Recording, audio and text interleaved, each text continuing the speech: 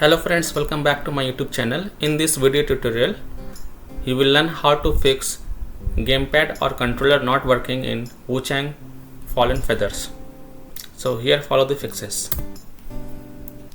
First fix is to enable disable Steam input. Open Steam and go to library, right click on Wuchang Fallen Feathers and select properties. Go to the controller tab and click the drop down button next to override for Wuchang Fallen Feathers and select enable Steam input. Now check. This has fixed the issue for many players, so I hope this will work for you. If that doesn't work, then repeat the process and this time select disable Steam input instead and then check. Second solution is to disable third-party game controllers and unplug additional peripherals.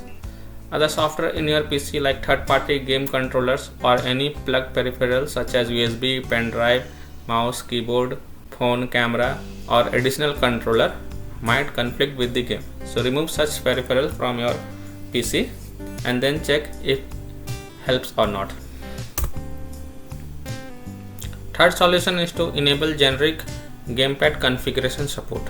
So open Steam in big picture mode, go to settings, controller settings, enable generic gamepad configuration support and then check. Fix 4 is to install DS4 Windows Tool. In Google, search for DS4 Windows and click on the result as shown in the image, that is DS4 Windows Tool to use PS4 PS5 controller on Windows PC. Or you can directly go to ds4-windows.com, download and install DS4 Windows on your PC. Now launch a game and check if your issue is fixed or not.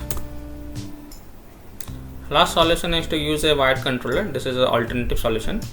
Maybe game have some bugs or glitches at present and your wireless controller is not working. So if you have wired controller, then connect it and play the game as of now. So that's all for this video. If this video helped you, then please like and subscribe to my channel, share this video and hit the bell icon to get the latest updates. Thank you.